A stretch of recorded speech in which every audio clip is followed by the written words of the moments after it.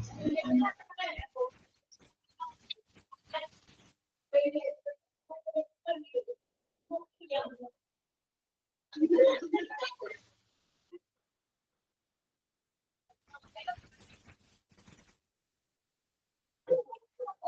morning.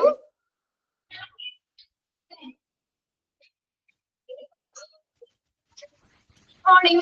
കേൾക്കാൻ പറ്റുന്നില്ലേ നിങ്ങൾക്ക്? ഓക്കെ, കേൾക്കാം. ശരണ്യ. ഓക്കെ, അപ്പൊ കഴിഞ്ഞ ദിവസം നമ്മൾ ക്ലാസ്സിൽ എടുത്തതൊക്കെ ഒന്ന് വായിച്ചു നോക്കിയായിരുന്നോ നിങ്ങള്? ഓക്കെ അല്ലേ എല്ലാവർക്കും? ഓക്കെ, എല്ലാരും വായിച്ചു നോക്കിയോ? വിഷ്ണു, അനുപമ, സൂര്യ, എല്ലാരും വായിച്ചു നോക്കിയോ? ഓക്കെ ആണോ? ഒന്ന് കമ്പിട്ടേ നോക്കട്ടെ. ഇട്ടിട്ടുണ്ട്. ശരണ്യ വായിച്ചു നോക്കി അല്ലേ? ഓക്കെ, കുഴപ്പമൊന്നുമില്ലല്ലോ. ഓക്കെ അല്ലേ? മോക്ക് ടെസ്റ്റ് നിങ്ങൾ ചെയ്ത് നോക്കിയായിരുന്നോ? ഇപ്പോ ഇന്നിപ്പോ ക്ലാസ് കഴിഞ്ഞതിന് ശേഷം ഇന്നത്തെ നാളത്തേക്ക് നിങ്ങൾക്ക് വരും. അപ്പൊ നിങ്ങൾ അടുത്ത ക്ലാസ്സിൽ കയറുന്നതിന് മുന്നേ എന്തായാലും മോക്ക് ടെസ്റ്റ് 5 ക്വസ്റ്റ്യൻ ഉണ്ട്, അതൊന്ന് ചെയ്ത് നോക്കണം കേട്ടോ. എന്നിട്ട് എന്തെങ്കിലും ഡൗട്ട് ഉണ്ടെങ്കിൽ നിങ്ങൾ ആ ക്ലാസ്സിൽ തന്നെ ക്ലിയർ ചെയ്യുക കേട്ടോ. ഓക്കെ, അപ്പൊ നമ്മൾ കഴിഞ്ഞ ക്ലാസ്സിൽ രണ്ടാമത്തെ ചാപ്റ്റർ നമ്മൾ സ്റ്റാർട്ട് ചെയ്തത് ഹിസ്റ്ററി ഓഫ് ഹോസ്പിറ്റൽസ് അല്ലെ? അതിനകത്ത് ഫസ്റ്റ് എന്ന് പറഞ്ഞ ഹോസ്പിറ്റൽ ഓഫ് എയർലി ഇറ. അതിൽ നമ്മൾ 5 തരത്തിലുള്ള ഹോസ്പിറ്റലുകളെ കുറിച്ച് പഠിച്ചു. Mesopotamian hospital, Greek hospital, Roman hospital, Arabic hospital, Indian hospitals അല്ലെ? ഞാൻ പലതരത്തിലുള്ള ഹോസ്പിറ്റലുകൾ പറഞ്ഞു. പിന്നെ ബി എന്ന് പറഞ്ഞത് ഹോസ്പിറ്റൽ ഓഫ് മിഡിൽ ഏജസ്. കഴിഞ്ഞ ക്ലാസ്സിൽ നമ്മൾ കുറച്ചെടുത്തുള്ളൂ മധ്യ കാലഘട്ടത്തിലെ മിഡിൽ ഏജിലെ ഹോസ്പിറ്റലുകൾ. അത് നമ്മൾ പറഞ്ഞത് എന്താണ്? ഫസ്റ്റ് 2 പോയിന്റ് പറഞ്ഞായിരുന്നു. മിഡിൽ ഏജ് ആയപ്പോഴത്തേക്കും യൂറോപ്പില് ഹോസ്പിറ്റൽ കൺസ്ട്രക്ഷൻ കൂടി, ഹോസ്പിറ്റലിന്റെ നിർമ്മാണം കൂടി. എപ്പോഴാ? മിഡിൽ ഏജ് ആയപ്പോഴത്തേക്കും. അതിനുള്ള 2 റീസൺ ആണ് അവിടെ പറഞ്ഞിരുന്നത്. ഒന്നാമത്തെ എന്താണ്? ഹോസ്പിറ്റൽ കൺസ്ട്രക്ഷൻ മിഡിൽ ഏജ് ആയപ്പോഴത്തേക്കും കൂടാനുള്ള കാര്യം എന്താണ്? Pope innocent III 1198 advised and persuaded, ഉപദേശിക്കുകയും പ്രോത്സാഹിപ്പിക്കുകയും ചെയ്തു. ആരോട്? Wealthy christian to build a hospital in every town. എല്ലാ ടൗണിലും ഹോസ്പിറ്റൽ സ്ഥാപിക്കാനായിട്ട് പോപ്പ് ഇന്നസെന്റ് III അഡ്വൈസ് ചെയ്തു. അവന് ഉപദേശം കൊടുക്കുകയും അതിന് വേണ്ട പ്രോത്സാഹനം കൊടുക്കുകയും ചെയ്തു. അപ്പൊ എന്താ? അതൊരു റീസൺ ആയിട്ടാണ് പറയുന്നത്. അപ്പൊ ഹോസ്പിറ്റലിന്റെ കൺസ്ട്രക്ഷൻ കൂടി, യൂറോപ്പില് ഹോസ്പിറ്റൽ കൺസ്ട്രക്ഷൻ കൂടി. ഇനി അടുത്ത നോക്കിയേ, രണ്ടാമത്തെ പോയിന്റ് എന്താ? ഇൻക്രീസ്ഡ് റവന്യൂ, വർദ്ധിച്ച വരുമാനം. എങ്ങനെയാ? Were made available from the commerce with crusaders. Crusaders എന്ന് വെച്ചാലാണ് കുരിശുദ്ധക്കാര്. കുരിശുദ്ധക്കാരുമായിട്ടുള്ള വാണിജ്യത്തിലുണ്ടായ അധിക വരുമാനം എന്താ? ഹോസ്പിറ്റൽ കൺസ്ട്രക്ഷൻ കൂടാൻ കാരണമായി. 2 പോയിന്റല്ലേ നമ്മൾ പറഞ്ഞു നിർത്തിയത്. ഓക്കെ, ഇത്രയും കാര്യങ്ങൾ എല്ലാവർക്കും ക്ലിയർ അല്ലേ? എന്തെങ്കിലും ബുദ്ധിമുട്ടുണ്ടെങ്കിൽ നിങ്ങൾ അപ്പൊ തന്നെ മെസ്സേജ് ചെയ്ത് ചോദിക്കാം കേട്ടോ. ഏതെങ്കിലും പോയിന്റ് ക്ലിയർ അല്ല, ഒന്നുകൂടി പറയണമെങ്കിൽ ഒന്ന് മെസ്സേജ് ചെയ്തേക്കാം, ഞാനത് പറയാം. ഓക്കെ, ഓക്കെ അല്ലേ? 2 കാര്യങ്ങൾ എന്തൊക്കെയാ പറഞ്ഞത്? Okay, very good. കുറച്ച് നാൾ ഗ്യാപ്പ് ഇട്ട് കയറുന്നവർക്കൊക്കെ ക്ലാസ് ഫോളോ ചെയ്യാൻ പറ്റുന്നില്ലേ നിങ്ങൾക്ക്? കുറച്ച് നാള് പഠിക്കാതെയൊക്കെ ഇരുന്ന് പെട്ടെന്ന് ക്ലാസ്സിലേക്ക് കയറിയവർക്കൊക്കെ ബുദ്ധിമുട്ടുണ്ടോ? എന്തെങ്കിലും ഉണ്ടെങ്കിൽ അത് പറയണം കേട്ടോ. മെസ്സേജ് ചെയ്ത് പറയാം. ആദ്യത്തെ 1-2 ക്ലാസ് കഴിയുമ്പോഴേക്കും നമ്മൾ ഓക്കെ ആയിക്കോളും. 1-2 ക്ലാസ് വെച്ച് കുഞ്ഞു ബുദ്ധിമുട്ട്, ചിലപ്പോൾ ചെറിയ ബുദ്ധിമുട്ട് തോന്നിയിട്ടുണ്ടെങ്കിൽ നിങ്ങൾ അത് അയ്യോ അങ്ങനെ വിചാരിക്കരുത്. ഒന്നുകൂടി നിങ്ങളൊക്കെ ഒന്ന് ചോദിച്ച് ക്ലിയർ ആക്കുക. നമ്മൾ ആദ്യം പതുക്കെ പോകുന്നുള്ളൂ, അധികം ഒന്നും ഓടിച്ചൊന്നും പോകുന്നില്ല. കുറച്ച് കാര്യങ്ങൾ, പക്ഷെ എടുക്കുന്ന കാര്യങ്ങൾ വൃത്തിയായിട്ട് തന്നെ മനസ്സിലാക്കുക.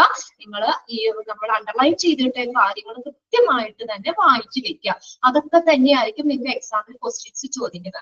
പ്രീവിയസ് ഇയറിൽ നമ്മൾ ചോദിച്ചിട്ടുള്ള ക്വസ്റ്റ്യൻസ് ഒക്കെയാണ് നമ്മളൊക്കെ അണ്ടർലൈൻ ചെയ്തിട്ട് ഇമ്പോർട്ടന്റ് എന്നൊക്കെ പറഞ്ഞു തന്നത്. ഓരോന്നും എടുക്കുമ്പോൾ നമ്മൾ നോട്ട് അണ്ടർലൈൻ ചെയ്യുന്നത് പ്രത്യേകം പഠിക്കുക. മോക്ക് ടെസ്റ്റുകളും പഠിക്കുക. അന്നു വന്നത് നിങ്ങൾ അന്നു തന്നെ ചെയ്തു നോക്കാം. ഇത്രയും കാര്യങ്ങൾ ചെയ്ത് കഴിഞ്ഞാൽ ഓക്കെയാണ്, പെർഫെക്റ്റ് ആണ്, എല്ലാവർക്കും നല്ല മാർക്ക് സ്കോർ ചെയ്യാൻ പറ്റും. അത് ഞാൻ ഉറപ്പും അറിയാണ് കേട്ടോ. ഓക്കെ, അപ്പൊ അങ്ങനെ 2 കാര്യങ്ങളാണ് നമ്മളവിടെ പറഞ്ഞത്. ഇനി അടുത്ത നോക്കിയേ, next point. In contrast, in Asia and Africa, during the same period, construction of effective എന്ന് പറഞ്ഞാൽ എന്താ ഒരു ഫലപ്രദമായ effective ഫലപ്രദമായ അറിയില്ലാത്തവര് ആ ടെക്സ്റ്റില് ഒന്ന് മീനിങ് എഴുതി വെച്ചോട്ടോ. ടെക്സ്റ്റ് കിട്ടാത്തവരുണ്ടെങ്കിൽ നമ്മൾ അന്ന് എഴുതി വെച്ച ബുക്ക് ഉണ്ടല്ലോ, ആ ഒരു ബുക്കോ പേപ്പറോ എന്തെങ്കിലും എഴുതി വെച്ച അത്യാവശ്യം കാര്യങ്ങളോ ഒന്ന് നോട്ട് ചെയ്ത് വെക്കുക. എഫക്റ്റീവ് ഫലപ്രദമായ ആൻഡ് എഫിഷ്യന്റ്. എഫിഷ്യന്റ് എന്ന് വെച്ചാൽ കാര്യക്ഷമമായ. എഫിഷ്യന്റ് കാര്യക്ഷമമായ. എഫക്റ്റീവ് ആൻഡ് എഫിഷ്യന്റ് ഫലപ്രദവും കാര്യക്ഷമമായ. Efficient hospitals was pressed forward by the rule and the crusaders. Crusaders ആരാണെന്ന് നമ്മൾ പറഞ്ഞതാണ് അല്ലെ, കുരിശുയുദ്ധക്കാര്. അപ്പൊ ആ സെയിം ടൈമിൽ തന്നെ ഇപ്പൊ മിഡിൽ യൂറോപ്പില് ഹോസ്പിറ്റൽ കൺസ്ട്രക്ഷൻ കൂടി. അതിനുള്ള രണ്ട് റീസൺ നമ്മൾ ഓൾറെഡി പറഞ്ഞു കഴിഞ്ഞു അല്ലെ.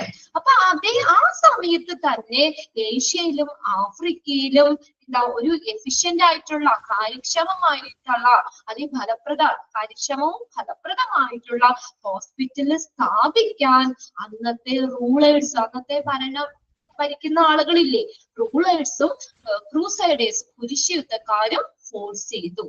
അതേ സെയിം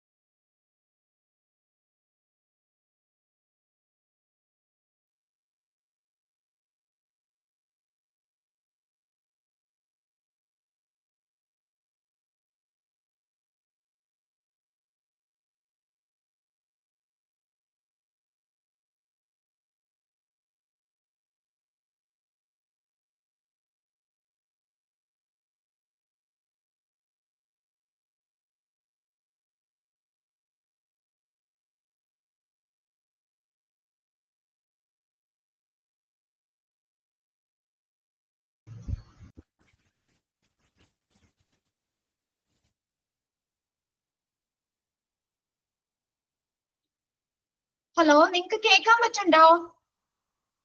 കേണോ? ഇവിടെ നെറ്റിന്റെ പ്രശ്നം കാരണമാണ് കേട്ടോ. നെറ്റിലൊരു ഇഷ്യൂ വന്നിട്ടാണ് ക്ലാസ് കട്ടായി പോയത്. ഇപ്പൊ കേൾക്കാം, ഓക്കെ അല്ലേ? ആ, ഓക്കെ ഓക്കെ. അപ്പൊ നമ്മള് എന്താണ് പറഞ്ഞുകൊണ്ടിരുന്നത്? ഫ്ലോ പോയല്ലേ? അപ്പൊ നമ്മള് മിഡിൽ ഏജ് ആയപ്പോഴത്തേക്കും ഹോസ്പിറ്റൽ കൺസ്ട്രക്ഷൻ കൂടി. അതിന് 2 റീസൺ ആണ് നമ്മൾ പറഞ്ഞല്ലേ. അതേ സമയത്ത് തന്നെ ഏഷ്യയിലും ആഫ്രിക്കയിലും ഒരു എഫക്റ്റീവ്, ഒരു ഫലപ്രദമായിട്ടുള്ള കാര്യക്ഷമമായിട്ടുള്ള ഹോസ്പിറ്റൽ സ്ഥാപിക്കാൻ അന്നത്തെ റൂള് എന്ന് പറഞ്ഞ ഭരണം, അതായത് ഭരണകർത്താക്കന്മാര്, അന്നത്തെ ഭരണവും ക്രൂസൈഡേഴ്സ്, കുരിശ് യുദ്ധക്കാരും ഫോഴ്സ് ചെയ്തു. ഓക്കെ, അപ്പൊ അത്രയാണ് മിഡിൽ ഏജസിൽ പറഞ്ഞേക്കുന്നത്. ഓക്കെ, ഇനി അടുത്തത് റിനൈൻസസ് ഏജ്. റിനൈൻസസ് ഏജ് എന്ന് പറഞ്ഞ എന്താ? നവോത്ഥാന കാലഘട്ടം. 1500 to 1700 AD ഇതുവരെയാണ് റിനൈൻസസ് ഏജ്, റിനൈൻസസ് പീരീഡ് പറയുന്നത്. റിനൈൻസസ് ഏജ് ആണ് നവോത്ഥാന കാലഘട്ടം. അറിയില്ലാത്തവര് മീനിങ് ഒന്ന് എഴുതി വെക്കുക കേട്ടോ. നവോത്ഥാന കാലഘട്ടം പീരീഡ് എത്രയാണ്? 1500 to 1700 AD. The Renaissance period lasted from the 14th to the 16th century. 14 മുതൽ 16 സെഞ്ചുറി വരെ നീണ്ടു നിൽക്കുന്നതാണ് റിനൈൻസസ് പീരീഡ് എന്ന് പറയുന്നത്. ആ ഒരു കാലഘട്ടം 14 to 16 സെഞ്ചുറീസ്, 14 സെഞ്ചുറി മുതൽ 16 സെഞ്ചുറി വരെ നീണ്ടു നിൽക്കുന്നതാണ്, ആ പീരീഡാണ് റിനൈൻസസ് പീരീഡ് എന്ന് പറയുന്നത്. Towards the end of the 15th century, ഇനി 15th സെഞ്ചുറിയുടെ അവസാനം many cities and towns supported some kind of institutional health care. അപ്പോ 15th സെഞ്ചുറിയുടെ അവസാനം ധാരാളം സിറ്റികളും ടൗണും ഒരു ഇൻസ്റ്റിറ്റ്യൂഷണൽ ഹെൽത്ത് കെയർ സ്ഥാപിക്കാനായിട്ട് സപ്പോർട്ട് ചെയ്തു. അതാണ് റിനൈൻസസ് ഏജില്. റിനൈൻസസ് ഏജ് എന്ന് പറഞ്ഞ 14 to 16, 14 മുതൽ 16 സെഞ്ചുറി വരെ നീണ്ടു നിൽക്കുന്നതാണ് റിനൈൻസസ് പീരീഡ്. അപ്പൊ 14 കഴിഞ്ഞ 15th സെഞ്ചുറിയുടെ അവസാനം ആയപ്പോഴത്തേക്കും ധാരാളം സിറ്റികളും ടൗണും എന്ത് ചെയ്തു? ഒരു ഇൻസ്റ്റിറ്റ്യൂഷണൽ ഹെൽത്ത് കെയർ സ്ഥാപിക്കാനായിട്ട് സപ്പോർട്ട് ചെയ്തു അവര്. Cities and town supported some kind of institutional health care. Okay, അടുത്തത് ദി മോഡേൺ പീരീഡ് ആണ്. മോഡേൺ പീരീഡ് കാലഘട്ടം ജസ്റ്റ് ഒന്ന് നോക്കി വെച്ചാൽ മതി കേട്ടോ. എക്സാമിന് ആ പീരീഡ് അങ്ങനെ ചോദിക്കാറില്ല. മോഡേൺ പീരീഡ് 1750 to 1950 AD അത്രയും വരെ നീണ്ടു നിൽക്കുന്നതാണ് മോഡേൺ പീരീഡ് എന്ന് പറയുന്നത്. ആധുനിക കാലഘട്ടം, മോഡേൺ പീരീഡ്, ആധുനിക കാലഘട്ടം. The first incorporated hospital in America was the Pennsylvania Hospital in Philadelphia. എക്സാമിന് ചോദിക്കാവുന്ന ഒരു ക്വസ്റ്റ്യൻ ആണ്. Which is the first incorporated hospital? ആദ്യത്തെ ഇൻകോർപ്പറേറ്റഡ് ഹോസ്പിറ്റൽ എന്താ പറയാ? സംയോജിത ആശുപത്രി. അതായത് പല ഡിപ്പാർട്ട്മെന്റുകളെയും സംയോജിപ്പിച്ചുകൊണ്ടുള്ള ഹോസ്പിറ്റൽ ആണ് ഇൻകോർപ്പറേറ്റഡ് ഹോസ്പിറ്റൽ എന്ന് പറയുന്നത്. സംയോജിത ആശുപത്രി, അവിടെ പല ഡിപ്പാർട്ട്മെന്റുകളെ കൂടി ചേർന്നിട്ടുള്ള ഒരു ഹോസ്പിറ്റലാണ്. First incorporated hospital in America. അമേരിക്കയിലെ ആദ്യത്തെ ഇൻകോർപ്പറേറ്റഡ് ഹോസ്പിറ്റൽ ഏതായിരുന്നു? Pennsylvania hospital. അണ്ടർലൈൻ ചെയ്തിട്ടെ, പെൻസിൽവേനിയ ഹോസ്പിറ്റൽ ഇൻ ഫിലാഡൽഫിയ. ഫിലാഡൽഫിയയിലെ പെൻസിൽവേനിയ ഹോസ്പിറ്റൽ ആയിരുന്നു first incorporated hospital. Okay, notebook note ചെയ്യുന്നവര് മോഡേൺ പീരീഡ് എന്ന് എഴുതി വെക്കുക. അതിന്റെ താഴെ ഫസ്റ്റ് ഇൻകോർപ്പറേറ്റഡ് ഹോസ്പിറ്റലിന് എഴുതിയിട്ട് പെൻസിൽവേനിയ ഹോസ്പിറ്റലിന് എഴുതാം. First incorporated hospital in America was the Pennsylvania hospital in Philadelphia. Okay, clear അല്ലേ അത്? Massive government involvement in healthcare began in 1926 with the return of war heroes from World War I. First first world വാറിലെ heroes. ഒന്നാം ലോക മഹായുദ്ധമൊക്കെ കേട്ടിട്ടില്ലേ? First world war, അതിലെ heroes, അവിടുത്തെ heroes, first world വാറിലെ heroes ഗവൺമെന്റുമായിട്ട് കൂടിച്ചേർന്ന് സ്ക്രീൻ ഷെയർ ചെയ്തേക്കുന്ന കാണുന്നില്ലേ നിങ്ങള്? സ്ക്രീൻ ഷെയർ എസ് ആണോ നോ ആണോ? എസ് ആണല്ലോ. സ്ക്രീൻ കാണാൻ പറ്റുന്നുണ്ടെന്ന് പറയുന്നുണ്ടല്ലോ, തമ്പിട്ടിട്ടുണ്ടല്ലോ. ഈ അവിടുത്തെ നെറ്റ് ഇഷ്യൂ കൊണ്ടാണോ? ഓൾമോസ്റ്റ് എല്ലാവരും തമ്പിട്ടിട്ടുണ്ട്, കാണാൻ പറ്റുന്നുണ്ട് എന്നാണ് പറയുന്നത്. ഓക്കെ, ഇപ്പൊ നമ്മൾ പറഞ്ഞത് massive government involvement in health care begin in 1926 with the return of war heroes from World War First. First world വാറിലെ ഹീറോസ് ഗവൺമെന്റുമായിട്ട് കൂടി ചേർന്നിട്ട് ഒരു ഹെൽത്ത് കെയർ ആരംഭിക്കാനായിട്ട് 1926 അവര് പ്രയത്നിച്ചു. ആരൊക്കെ ചേർന്നിട്ടാ? ഫസ്റ്റ് വേൾഡ് വാറിലെ heroes, heroes from world war first. First world വാറിലെ ഹീറോസ് ഗവൺമെന്റുമായിട്ട് കൂടി ചേർന്നിട്ട് 1926 ഒരു ഹെൽത്ത് കെയർ ആരംഭിക്കാനായിട്ട് അവര് പ്രയത്നിച്ചു. അതാണ് ആ മോഡേൺ പീരീഡിൽ പറയുന്നത്. അപ്പൊ അതിനകത്ത് ഫസ്റ്റ് ഇൻകോർപ്പറേറ്റഡ് ഹോസ്പിറ്റൽ മിക്ക എക്സാമിനും ചോദിക്കാറുള്ള ക്വസ്റ്റ്യൻ ആണ്, അണ്ടർലൈൻ ചെയ്തിടുക, Pennsylvania hospital in Philadelphia. Okay, ഇനി അടുത്തത് ഹോസ്പിറ്റൽ എവല്യൂഷൻ ആണ് നെക്സ്റ്റ് ഹെഡിങ് വരുന്നത്. അപ്പൊ അങ്ങനെ നമ്മൾ ഓരോ പീരീഡുകൾ പറഞ്ഞത്, ഹോസ്പിറ്റൽ ഓഫ് ഇയർലി ഇയർ പറഞ്ഞു, ഹോസ്പിറ്റൽ ഓഫ് മിഡിൽ ഏജ് പറഞ്ഞു, മധ്യ കാലഘട്ടത്തില്, പിന്നെ ആധുനിക കാലഘട്ടം റിനൈസൻസ് ഏജില് പറഞ്ഞു, മോഡേൺ പീരീഡ്, ആധുനിക കാലഘട്ടം. ഓക്കെ, മോഡേൺ പീരീഡ് എന്ന് പറഞ്ഞാൽ ആധുനിക കാലഘട്ടം, അതിലെ ഹോസ്പിറ്റലുകൾ. അങ്ങനെ ഡി വരെയുള്ളത് നമ്മൾ പറഞ്ഞു കഴിഞ്ഞു. ഈ നെക്സ്റ്റ് ഒരു ടോപ്പിക് എന്ന് പറഞ്ഞാൽ ഹോസ്പിറ്റൽ എവല്യൂഷൻ ആണ്. എവല്യൂഷൻ എന്ന് പറഞ്ഞാൽ എന്താ? പരിണാമം. ഇന്നത്തെ ഒരു ഹോസ്പിറ്റലിലേക്ക് എത്തിപ്പെട്ടത് വരെയുള്ള ഒരു എവല്യൂഷൻ ആണ്, പരിണാമമാണ് പറയുന്നത് കേട്ടോ. Hospital evolution. Indian scenario pre independence. Scenario എന്ന് പറഞ്ഞാൽ രംഗം, പല ഘട്ടങ്ങള്. ഇതിനു മുന്നുള്ള പ്രീ ഇൻഡിപെൻഡൻസ്, സ്വാതന്ത്ര്യത്തിന് മുമ്പുള്ള ഇന്ത്യയിലെ പല പല ഘട്ടങ്ങള്. ഇന്ത്യൻ സെനാരിയോ പ്രീ ഇൻഡിപെൻഡൻസ്, സ്വാതന്ത്ര്യത്തിന് മുന്നുള്ള ഇന്ത്യയിലെ പല പല ഘട്ടങ്ങൾ. അത് ഓരോ പോയിന്റ് ഔട്ട് ചെയ്ത് പറഞ്ഞേക്കാണ്. 9 പോയിന്റ് ആയിട്ടാണ് അവർ പറഞ്ഞേക്കുന്നത്. അതിൽ ഫസ്റ്റ് വൺ നോക്കിയേ, ഫസ്റ്റ് പോയിന്റിൽ എന്താ പറഞ്ഞേക്കുന്നത്? ഹോസ്പിറ്റൽ എവല്യൂഷൻ ആണ് കേട്ടോ, ഹോസ്പിറ്റലിന്റെ പരിണാമം. 9 പോയിന്റ് ആയിട്ടാണ് പറഞ്ഞേക്കുന്നത്. ഫസ്റ്റ് പോയിന്റ് നോക്കിയേ, provision of institutional care to the sick was considered as a provisional and spiritual by early rulers. Provisional എന്ന് പറഞ്ഞ ഒരു വ്യവസ്ഥാപരമായ സ്പിരിച്വൽ എന്ന് പറഞ്ഞാൽ ആത്മീയമായ. അപ്പൊ നോക്കിയേ, അപ്പൊ ഫസ്റ്റ് പോയിന്റിൽ എന്താ പറഞ്ഞേക്കുന്നത്? ഒരു വ്യവസ്ഥാപരവും ഒരു ആത്മീയമായിട്ടുള്ള സംരക്ഷണമാണ് ഇൻസ്റ്റിറ്റ്യൂഷനുകള് കൊടുക്കേണ്ടത് എന്നാണ് അക്കാലത്തെ റൂളേഴ്സ്, ഭരണകർത്താക്കന്മാര് കരുതിയിരുന്നത്. ഇതാണ് ഒന്നാമത്തെ പോയിന്റിൽ പറയുന്നത്. എങ്ങനെ വേണം? പ്രൊവിഷണൽ ആൻഡ് സ്പിരിച്വൽ, ഒരു വ്യവസ്ഥാപരവും ആത്മീയമായിട്ടുള്ള സംരക്ഷണമാണ് ഇൻസ്റ്റിറ്റ്യൂഷൻസ് കൊടുക്കേണ്ടത്. Okay, provisional and spiritual. എങ്ങനെയാണ്? ഒരു വ്യവസ്ഥാപരവും ആത്മീയമായിട്ടുള്ള സംരക്ഷണമാണ് ഹോസ്പിറ്റലുകൾ കൊടുക്കേണ്ടത് എന്നാണ് അക്കാലത്തെ ഭരണകർത്താക്കന്മാര് കരുതിയിരുന്നത്. ഈ രണ്ടാമത്തെ പോയിന്റ് ആണ് ആർത്രയ.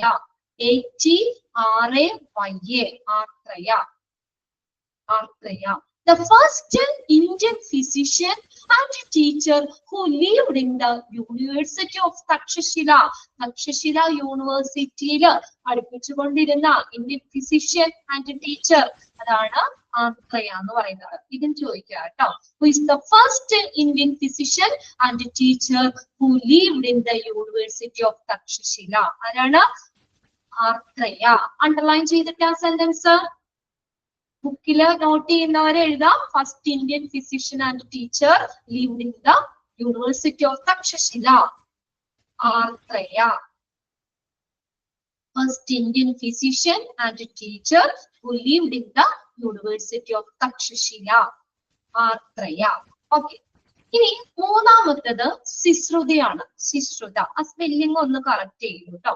SUSHRUTA.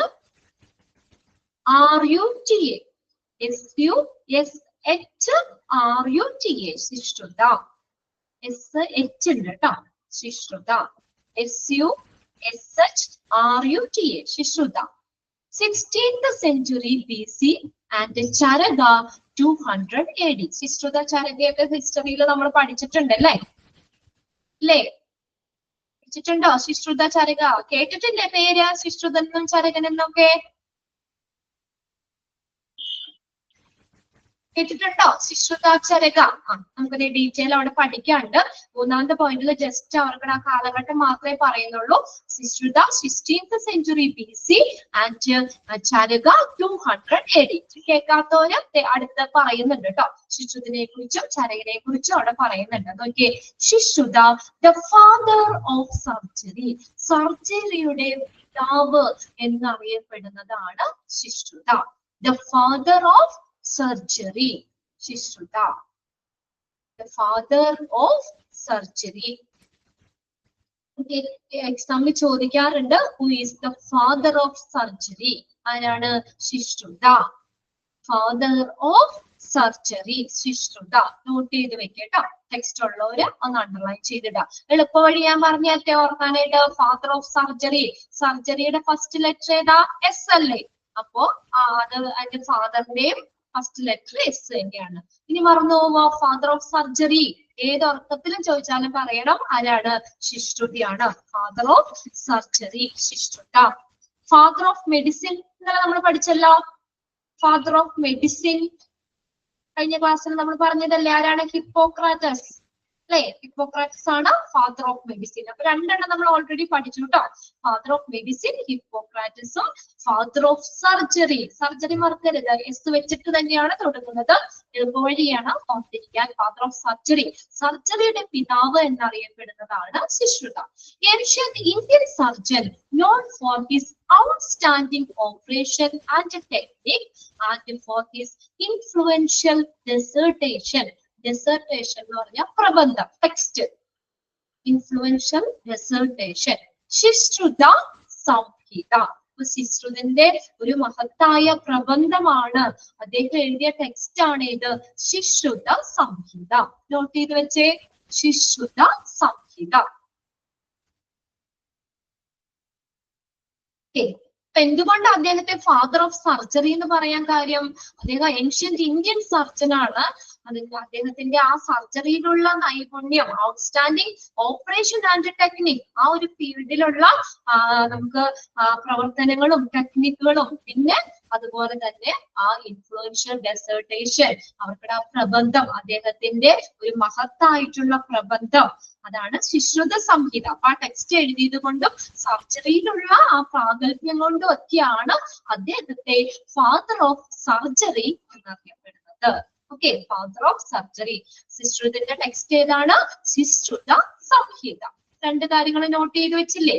ഇൻഫ്ലുവൻഷ്യൽ ഡെസർട്ടേഷൻ, ശുശ്രുത സംഹിത.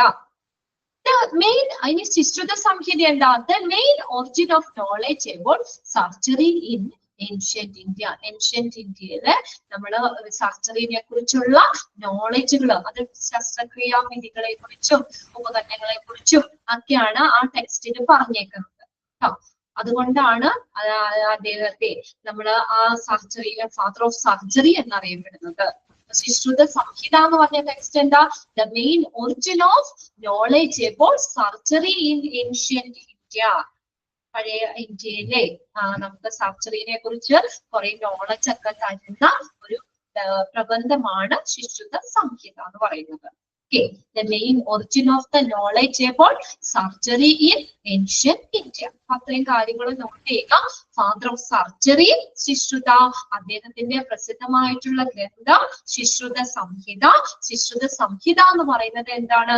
സർജറിനെ കുറിച്ച് ധാരാളം പല ശസ്ത്രക്രിയാ വിധികളെ കുറിച്ചും ആ ശസ്ത്രക്രിയാ ഉപകരണങ്ങളെ കുറിച്ചും ഒക്കെ പ്രതിപാദിക്കുന്ന പറയുന്ന ഒരു ടെക്സ്റ്റ് ആണ് ശിശ്രുത സംഹിത. ഇത്രയും കാര്യങ്ങൾ ക്ലിയർ ആണോ? ശിശ്രുതന്റെ കാര്യങ്ങള് ഓക്കെ അല്ലേ? ഫാദർ ഓഫ് സർജറി എന്ന് നോട്ട് ചെയ്യണം. അദ്ദേഹത്തിന്റെ ടെക്സ്റ്റും നോട്ട് ചെയ്യുക. ശിശ്രുത സംഹിത എന്നുള്ളതും നോട്ട് ചെയ്ത് വെച്ചേക്കാം. ഓക്കെ, ഇനി അടുത്ത ആളാണ് ചരകൻ. ചരക എന്ന് പറയുന്നത് was one of the main contribution to Ayurveda. ആയുർവേദത്തിന് ധാരാളം സംഭാവനകൾ നൽകിയ ഒരു വ്യക്തിയാണ് Charaka. Charaka was one of the main contribution to Ayurveda. ആയുർവേദത്തിനെ കുറിച്ച് കേട്ടിട്ടുണ്ടോ? ആയുർവേദ ചികിത്സ ചെയ്യുന്നവരുണ്ടോ നമ്മുടെ കൂട്ടത്തില്? ആയുർവേദ മരുന്നുകൾ ഇപ്പോഴും കഴിക്കുന്നവരുണ്ടല്ലോ ഇല്ലേ? അപ്പൊ ആയുർവേദത്തിന് വളരെയധികം സംഭാവന നൽകിയ വ്യക്തിയാണ് ഇവിടെ ഉണ്ടെന്നൊക്കെ പറഞ്ഞ് നവ്യ പ്രദീപ് എന്താ ആയുർവേദ മരുന്ന് കഴിക്കുന്നുണ്ടെന്നൊക്കെ പറയട്ടെ. ഓക്കെ, അപ്പൊ എന്തായാലും ഇപ്പോഴും നമ്മളിപ്പോ modern medicine, English allopathic medicine ഇപ്പൊ വന്നിട്ട് നമ്മള് ആയുർവേദ മരുന്നുകളും കഴിക്കുന്നവരുണ്ട് അല്ലെ? നോക്കിയേ, അപ്പൊ ആയുർവേദത്തിന് വളരെയധികം കോൺട്രിബ്യൂഷൻ, സംഭാവന നൽകിയ വ്യക്തിയാണ് ചരക. അതുകൊണ്ട് അദ്ദേഹത്തെ ഫാദർ ഓഫ് ആയുർവേദ എന്നറിയപ്പെടുന്നു. അവിടെ ഒന്ന് എഴുതി വെച്ചേ, ഫാദർ ഓഫ് ആയുർവേദ, ആയുർവേദത്തിന്റെ പിതാവ്. ഇത് മൂന്നും ചോദിക്കാറുണ്ട് കേട്ടോ, എക്സാമിന് മാറി മാറി ചോദിക്കാറുണ്ട്. അതിൽ ഫാദർ ഓഫ് മെഡിസിൻ ചോദിക്കും, അല്ലെങ്കിൽ ഫാദർ ഓഫ് സർജറി ചോദിക്കും, അല്ലെങ്കിൽ father of Ayurveda. Father of Ayurveda അതാണ് ചരക. ആയുർവേദത്തിന് വളരെയധികം സംഭാവന നൽകിയ വ്യക്തിയാണ് ചരക. അതുകൊണ്ട് അദ്ദേഹത്തെ ഫാദർ ഓഫ് ആയുർവേദ എന്നറിയപ്പെടുന്നു. നോട്ട് ചെയ്യുന്ന കുട്ടികള് എഴുതി വെക്കാം, ഫാദർ ഓഫ് ആയുർവേദ ചരക. ഇനി ആയുർവേദം എന്ന് പറഞ്ഞ എന്താ? A system of medicine and life style develop in ancient India. പുരാതന ഇന്ത്യയില് നിലനിന്ന ഒരു സിസ്റ്റം ഓഫ് മെഡിസിൻ, ഒരു ചികിത്സാ സമ്പ്രദായമാണ് ആയുർവേദ എന്ന് പറയുന്നത്. Ayurveda a system of medicine and lifestyle developed in ancient India.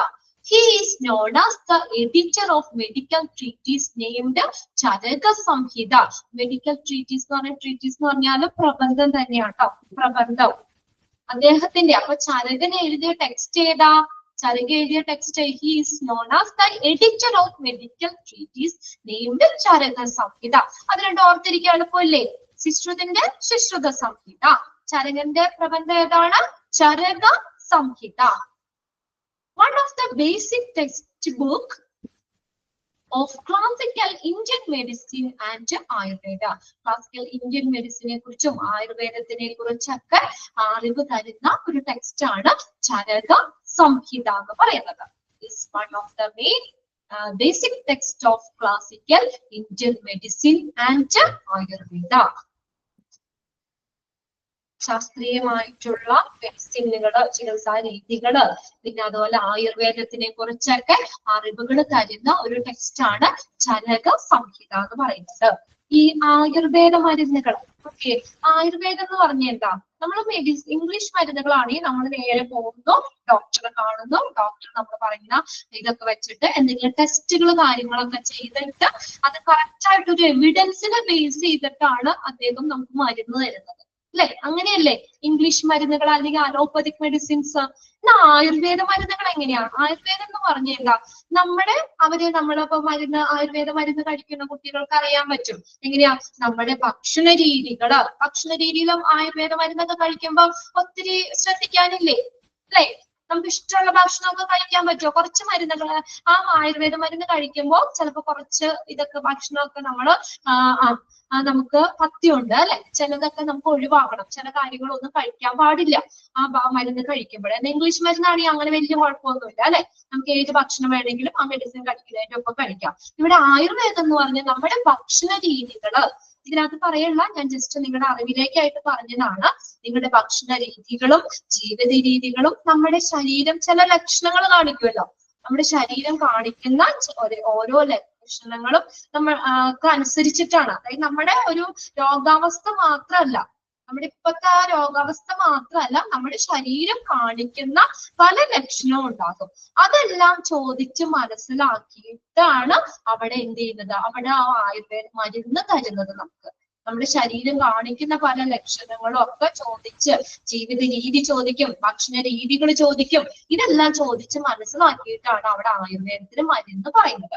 ശരിക്കും ഒരു ആയുർവേദം എന്താ പറയുന്നതെന്ന് വെച്ചാൽ, ഒരു മനുഷ്യന്റെ ശരീരത്തില് 3 ദോഷങ്ങൾ ഉണ്ടെന്നാ പറയുന്നത്. ഏതൊക്കെയാണെന്നറിയാം? വാത, പിത്ത, കഫം. വാദം, പിത്തം, കഫം. അങ്ങനെ ആയുർവേദം അതാ പറയുന്നത്. ഇതിപ്പോ ഞാൻ ഇച്ചിരി ഡീറ്റെയിൽ പറയുന്നത് എന്താന്ന് വെച്ചാൽ, നമുക്ക് 3ാമത്തെ ചാപ്റ്ററിൽ system of health care system in India എന്നുള്ള ഒരു ചാപ്റ്റർ ആണ് 3ാമത്തെ ചാപ്റ്റർ. അതിൽ ഈ ആയുർവേദം ഒക്കെ പഠിക്കണ്ട കേട്ടോ. അപ്പൊ ഒന്നുകൂടി ഒന്ന് അറിയാൻ വേണ്ടി ഒന്നുകൂടി ഞാൻ അവിടെ പറയാം, എങ്കിലും ഒന്ന് മനസ്സിലാക്കി വെക്കാം. ആദ്യമായിട്ട് കേൾക്കണം എന്നുള്ളൊരു ഫീല് വേണ്ടല്ലോ, അതുകൊണ്ടൊന്നും പറഞ്ഞതാണ്, ഒന്ന് മനസ്സിലാക്കി വെക്കേണ്ട കാര്യമാണ്. അപ്പൊ എന്താ ആയുർവേദം എന്താ പറയുന്നത്? നമ്മുടെ ആ ശരീരത്തിലെ ആയുർവേദ സിദ്ധാന്തം അനുസരിച്ച് 3 ദോഷങ്ങൾ ഉണ്ടെന്നാ പറയുന്നത്. ഏതൊക്കെയാ? വാത, പിത്ത, കഫം. ഏതൊക്കെയാണ്? വാത, പിത്ത, കഫം. 3 ദോഷങ്ങൾ. അപ്പൊ അതിനകത്ത് ഈ 3 ദോഷങ്ങൾ ഏത് ദോഷമാണ് കോപിച്ചത്? ഇപ്പൊ വാദത്തിന്റെ പ്രശ്നമാണോ, അത് പിത്തം കൂടുകയാണോ, ഈ പിത്തത്തിന്റെ അളവ് കുറവാണോ, കഫത്തിന്റെ ഇനാണോ, അങ്ങനെ ഏത് ദോഷങ്ങളാണ് കോപിച്ചിട്ടുള്ളത് എന്ന് മനസ്സിലാക്കിയിട്ട് നമ്മൾ എന്ത് ചെയ്യണം? അതിനെ ഇക്വിലിബ്രിയം, ബാലൻസിലാക്കാൻ ശ്രമിക്കുക ചെയ്യുന്നത്. അപ്പൊ അതിനെ ക്രമപ്പെടുത്തി അതിന് വേണ്ടുന്നതായിട്ടുള്ള ചികിത്സാ രീതികളും ജീവിത ശൈലികളും ഒപ്പം തന്നെ ഔഷധങ്ങളും അതിൽ നിർദ്ദേശിക്കുന്ന ഒരു രീതിയാണ് ശരിക്കും ആയുർവേദം എന്ന് പറയുന്നത്.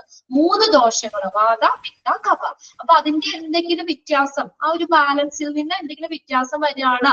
അപ്പൊ അത് ഏതാന്ന് മനസ്സിലാക്കി, ഇപ്പൊ ഏതിന്റെ അളവാ കൂടിയത് എന്നൊക്കെ നോക്കി, അത് കുറഞ്ഞത് നോക്കിയിട്ട് അതിന് ബാലൻസ് ചെയ്യാൻ ശ്രമിക്കുന്ന ഒരു ചികിത്സാ രീതിയാണ് ആയുർവേദം അവിടെ പറയുന്നത്. അപ്പൊ അതുകൊണ്ട് തന്നെ ഈ ആയുർവേദ മരുന്ന് കഴിക്കുന്നവർക്ക് അറിയാൻ പറ്റും, ആയുർവേദ മരുന്ന് കഴിക്കുമ്പോൾ പല നമുക്ക് രോഗങ്ങൾ നമുക്ക് കുറയും അല്ലെ. ആ പർട്ടിക്കുലർ രോഗം മാത്രമല്ല, ചിലപ്പോ ആ മരുന്ന് കഴിക്കുമ്പോൾ പല രോഗങ്ങളും കുറയുന്നതായി തോന്നുന്നത് അതുകൊണ്ട് തന്നെയാണ്. അപ്പൊ നമ്മുടെ ശരീരത്തിൽ ഒരു ദോഷ നിരൂപണം നടത്തിയിട്ട് അതിന്റെ ഭക്ഷണ രീതികള് ഒക്കെ കാലാവസ്ഥയൊക്കെ പരിഗണിച്ചുകൊണ്ട് തന്നെയാണ് അവിടെ ചികിത്സയെ നിർദ്ദേശിക്കുന്നത്. അതിന് മെഡിസിൻ എങ്ങനെയാ? ആയുർവേദ മെഡിസിൻ എങ്ങനെയാ? സാധാരണ പച്ചമരുന്നൊക്കെ അല്ലേ, അത് പൊടിയായിട്ടോ കഷായമായിട്ടോ അങ്ങനെയൊക്കെയല്ല അതിന്റെ മെഡിസിൻ. അത് പ്രത്യേകിച്ച് നമുക്ക് ബോഡിക്ക് ഒരു ദോഷവും ഇല്ല അല്ലെ, ഒരു സൈഡ് എഫക്ട്സോ കാര്യങ്ങളോ ഒന്നും ഇല്ല ആയുർവേദ മരുന്നുകൾ കഴിക്കണം. പിന്നെ പെട്ടെന്ന് ഇതുപോലെ ബ്രേക്ക് ഉണ്ടാവില്ല, അസുഖം അങ്ങോട്ട് മാറില്ല എന്ന് മാത്രം അല്ലെ, ഇച്ചിരി സമയം എടുക്കും, നമുക്കത് മാറിയെടുക്കാൻ കുറച്ച് സമയം എടുക്കും എന്നുള്ളത് മാത്രമാണ്. ഓക്കെ, അപ്പൊ ഏകദേശം ഒരു ഐഡിയ കിട്ടും എന്താ ആയുർവേദം എന്നുള്ളതിനെ കുറിച്ച്. എവിടെയോ മനസ്സിലൊരു ചെറിയൊരു ഐഡിയ കിട്ടിയോ? നമുക്ക് ഇനി അടുത്ത ചാപ്റ്ററിൽ 3ാമത്തെ ചാപ്റ്ററിൽ പഠിക്കാനുണ്ട് കേട്ടോ. ഞാൻ ഒന്നുകൂടി പറഞ്ഞുതരാം. ഓക്കെ, അപ്പൊ അത്രയും കാര്യങ്ങളാണ് അതിനകത്ത് വരുന്നത്. ആയുർവേദത്തിന്റെ ഫാദർ ആരാണ്? ചരക. ഇത്രയും കാര്യങ്ങൾ നോട്ട് ചെയ്തോ? ഫാദർ ഓഫ് മെഡിസിൻ നമ്മൾ ഹിപ്പോക്രാറ്റസ്, ഫാദർ ഓഫ് സർജറി സിശ്രുതന്റെ ടെക്സ്റ്റ്, സിശ്രുത സംഹിത. ചരക ആയുർവേദത്തിന്റെ ഫാദർ ആണ്. ചരകന്റെ ടെക്സ്റ്റ്, ചരക സംഹിത. ഓക്കെ, ഇനി അടുത്ത നോക്കിയേ, 6ാമത്തെ പോയിന്റിൽ എന്താ? Can be trace back to Buddha and Ashoka. ബുദ്ധന്റെയും അശോകന്റെയും കാലഘട്ടത്തിലേക്ക് തിരിച്ചു വന്നു. ബുദ്ധ, അശോക ഇവിടെ പറയേണ്ട, ബുദ്ധന്റെയും അശോകന്റെയും കാലഘട്ടത്തിലേക്ക് തിരിച്ചു വന്നു.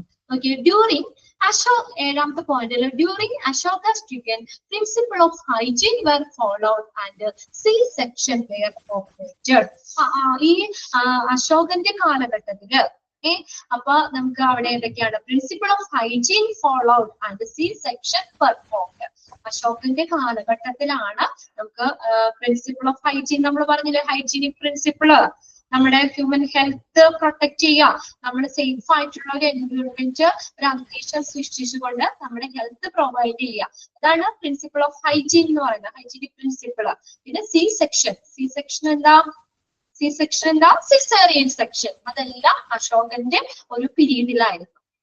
Principle of hygiene were followed and the C-section were performed. ഒന്ന് അണ്ടർലൈൻ ചെയ്ത് വെച്ചവിടെ. During Ashoka's decade, the principle of hygiene were followed and the C-section were performed. Ashoka ചക്രവർത്തിയുടെ കാലഘട്ടത്തായിരുന്നു, അശോകന്റെ കാലഘട്ടത്തായിരുന്നു ഹൈജീനിക് പ്രിൻസിപ്പിളും സി സെക്ഷനും പെർഫോം ചെയ്ത് നിർവഹിച്ചത്. ഇനി എട്ടാമത്തെ പോയിന്റില് regional hospitals for the infirm and destitute were build by. ഇതും എക്സാമ്പിൾ ചോദിക്കാറുണ്ട് കേട്ടോ. റീജിയണൽ ഹോസ്പിറ്റൽ ഫോർ ഇൻഫേം എന്ന് വെച്ചാലാണ് അശക്തര്, അല്ലെ? അശക്തര്, അഗതികള്, ശക്തിയില്ലാത്തവര്, അഗതികൾ എന്നൊക്കെ പറയും. ഡെസ്റ്റിറ്റ്യൂട്ട്, നിരാലംബര്, ആരോരും ആശ്രയം ഇല്ലാത്തവര്. അശക്തർക്കും നിരാലംബർക്കും ഒക്കെ വേണ്ടിയിട്ട് ഒരു റീജിയണൽ ഹോസ്പിറ്റൽ സ്ഥാപിച്ചത് ആരാണ്? ബുദ്ധനാണ്. ബുദ്ധന്റെ കാലഘട്ടത്താണ്. Regional hospital for infirm and destitute were build by. അവിടെ അങ്ങനെ ചോദിക്കാം കേട്ടോ. Regional hospital for infirm and destitute were build by dash അങ്ങനെ ചോദിക്കാം. ആരാണ് സ്ഥാപിച്ചത്? ബുദ്ധ. അശക്തർക്കും നിരാലംബർക്കും ഒക്കെ വേണ്ടിയിട്ട് ഒരു പ്രാദേശികമായിട്ടുള്ള റീജിയണൽ ഹോസ്പിറ്റല് സ്ഥാപിച്ചത് ബുദ്ധന്റെ കാലഘട്ടത്തിലാണ്, ബുദ്ധനാണ്. ഈ അടുത്തതാണ് അക്ബേഴ്സ് പീരീഡ്, അക്ബറിന്റെ കാലഘട്ടം. ആ അക്ബറിന്റെ കാലഘട്ടത്തിലാണ് യുനാനി മെഡിസിൻ ഇൻട്രൊഡ്യൂസ് ചെയ്തത്.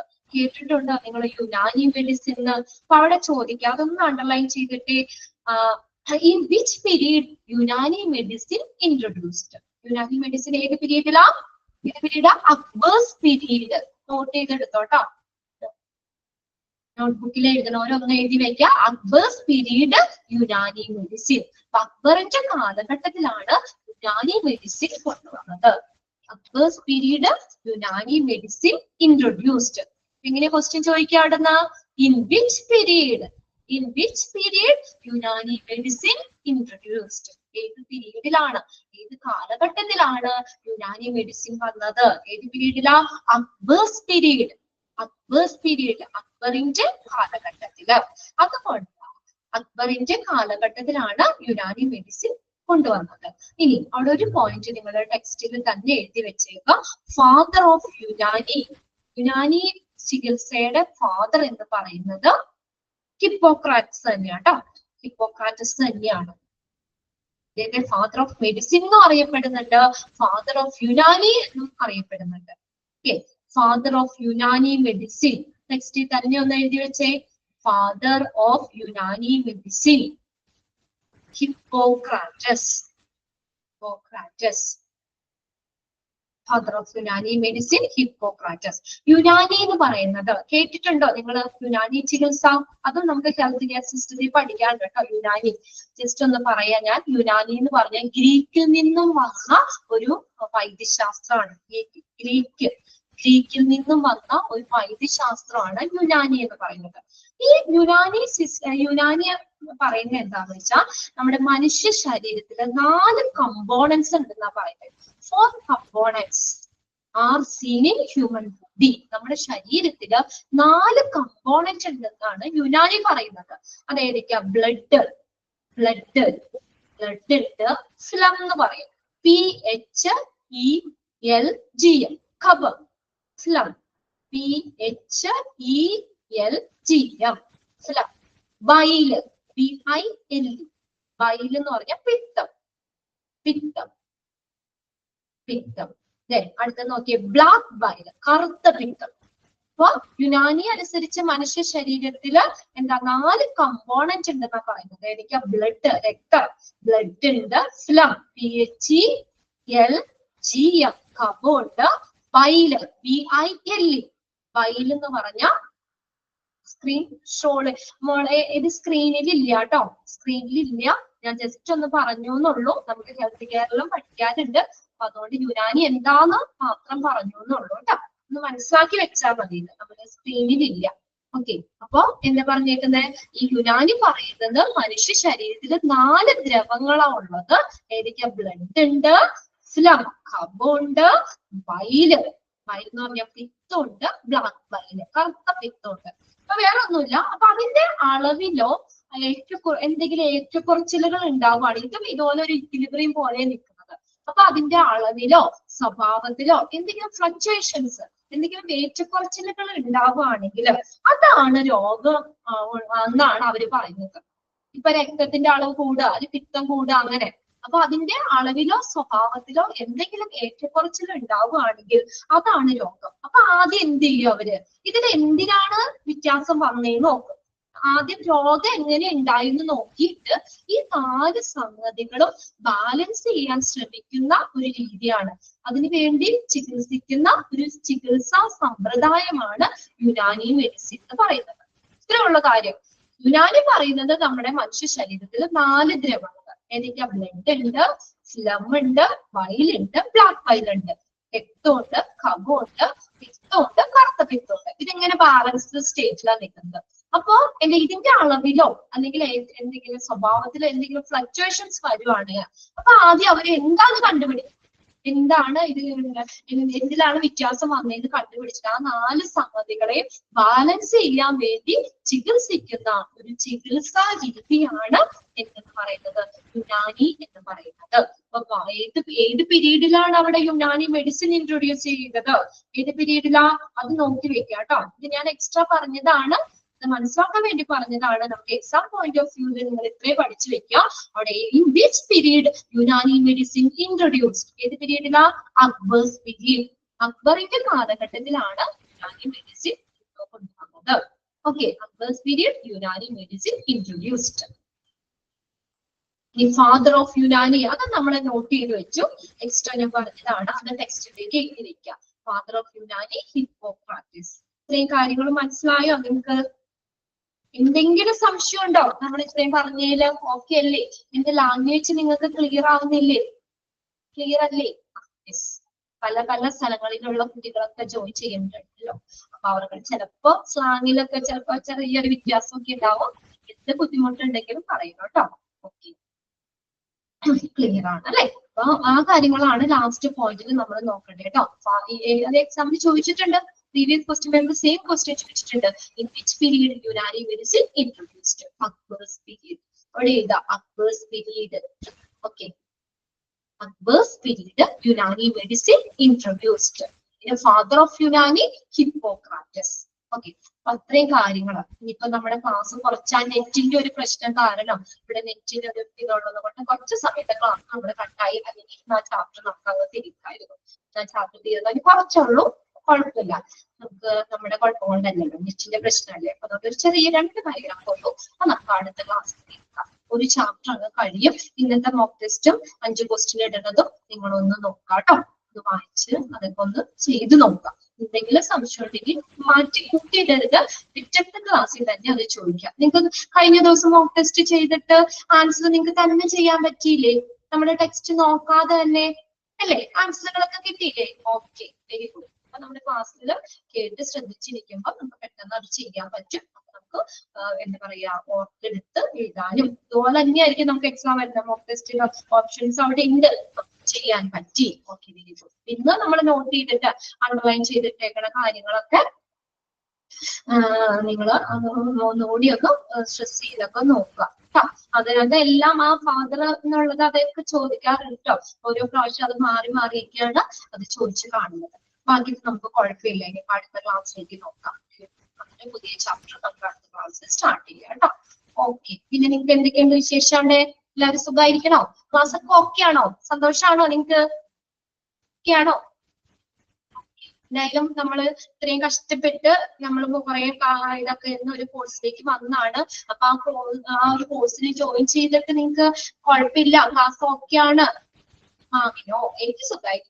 നിങ്ങൾ ഹാപ്പി ആണെങ്കിൽ ഞങ്ങൾ ഹാപ്പിയാണ്. നമുക്ക് ഏറ്റവും വലിയൊരു കാര്യം എന്ന് പറഞ്ഞാൽ നമ്മൾ പറയുന്ന കാര്യങ്ങൾ നിങ്ങൾക്ക് മനസ്സിലാക്കാൻ പറ്റണം അല്ലെ? അതല്ല ഒരു ടീച്ചറിനെ സംബന്ധിച്ച് അവരുടെ വിജയം എന്ന് പറയുന്നത്. ഇല്ലേ? നമ്മൾ എടുക്കുന്ന കാര്യങ്ങൾ കുട്ടികൾക്കും ക്ലിയർ ആവുക, അവർക്ക് സന്തോഷമാവുക, അല്ലെങ്കിൽ അവർക്ക് മനസ്സിലാക്കാൻ പറ്റുക എന്നുള്ളതാണ് എന്നെ സംബന്ധിച്ച് സന്തോഷം. നിങ്ങൾ ഇങ്ങനെ മെസ്സേജ് ഇടുമ്പോൾ തന്നെ ഓക്കെ ആണോ ക്ലിയർ ആണോ എന്ന് ഒരു തമ്പ് കാണുമ്പോൾ തന്നെ എന്റെ മനസ്സ് നിറഞ്ഞു, ഞാൻ സന്തോഷമാണ്. എന്നുവെച്ചാൽ നിങ്ങൾക്ക് അത് ക്ലിയർ ആവണ്ടല്ലോ. ഓക്കെ, അതാണ് ഞാൻ പറയുന്നത്. ഇതിന്റെ കാര്യത്തിൽ, ക്ലാസ്സിന്റെ കാര്യത്തിൽ ഞാൻ ഇച്ചിരി സ്ട്രിക്റ്റ് ആണ്. സ്ട്രിക്റ്റ് എന്ന് പറഞ്ഞാൽ വേറൊന്നുമല്ല, നമ്മൾ എടുക്കുന്ന കാര്യങ്ങൾ പെർഫെക്റ്റ് ആയിട്ട് തന്നെ നിങ്ങൾ നോക്കി പോകുക. അതിപ്പോ നമ്മുടെ ക്ലാസ് സ്റ്റാർട്ട് ചെയ്തുള്ളൂ, 1ാമത്തെ ചാപ്റ്റർ ആയിട്ടുള്ളൂ കേട്ടോ. അപ്പൊ ഒരു ചാപ്റ്റർ കഴിയുകയാണെങ്കിൽ നിങ്ങൾ ആ മോക്ക് ടെസ്റ്റുകൾ ഇടയ്ക്ക് ഒന്ന് നോക്കുകയൊക്കെ ചെയ്യുക. അങ്ങനെ ജസ്റ്റ് ഒന്ന് റിപ്പീറ്റ് ചെയ്തുകൊണ്ടിരുന്നു കഴിഞ്ഞാൽ നിങ്ങൾ ഓക്കെ ആണ് പിള്ളേരെ. പിന്നെ വേറെ എക്സാം വരുമ്പോൾ തലകുത്തി കിടന്ന് പഠിക്കേണ്ടതൊന്നും ആവശ്യമില്ല. കറക്റ്റ് ആയിട്ട് നമ്മൾ ക്ലാസ്സിൽ കാണാൻ പറ്റുന്നവര് റെഗുലർ ആയിട്ട് തന്നെ നമ്മുടെ ക്ലാസ്സിൽ കയറുക. ആ ക്ലാസ്സിൽ കയറണേന്റെ നിങ്ങൾക്ക് ആ 1 മണിക്കൂർ ഇരുന്നാലും നമുക്ക് കുറച്ച് കാര്യങ്ങളൊക്കെ പഠിക്കാൻ പറ്റുള്ളേ. ഇമ്പോർട്ടന്റ് നമ്മൾ അണ്ടർലൈൻ ചെയ്യേണ്ടത് അതൊക്കെ തന്നെയായിരിക്കും നമുക്ക് എക്സാമിനൊക്കെ ചോദിക്കുന്നത്. അപ്പൊ അത് കറക്റ്റ് ആയിട്ട് ചെയ്യുക. ഒരു പ്രാവശ്യം വായിക്കാൻ പറഞ്ഞത് അതാരും മറക്കരുത്. ഒരു പ്രാവശ്യം വായിക്കാൻ പറഞ്ഞത് എല്ലാവരും ഒരു പ്രാവശ്യം നിർബന്ധമായിട്ടും എല്ലാ ക്ലാസ്സും കഴിയുമ്പോൾ വായിച്ചു വെക്കുക, മോക്ക് ടെസ്റ്റ് ചെയ്യുക. അത്രയും കാര്യങ്ങളേ ഉള്ളൂ. അത് നമ്മൾ റെഗുലർ ആയിട്ട് നമ്മൾ ചെയ്ത് കഴിഞ്ഞാൽ നമുക്ക് എന്താ ഓക്കെയാണ് പിന്നെ ക്ലാസ്. വേറെ ബുദ്ധിമുട്ടൊന്നുമില്ല. 1 2 ദിവസം നമ്മൾ ചെയ്യുമ്പോൾ 3ാമത്തെ ദിവസം ഓൾറെഡി ഓട്ടോമാറ്റിക് ആയിട്ട് നമുക്ക് അങ്ങനെ തന്നെ വരും. ഓക്കെ, എന്നാൽ അടുത്ത ക്ലാസ്സിൽ കാണാം കേട്ടോ. Okay, bye. Thank you. Okay.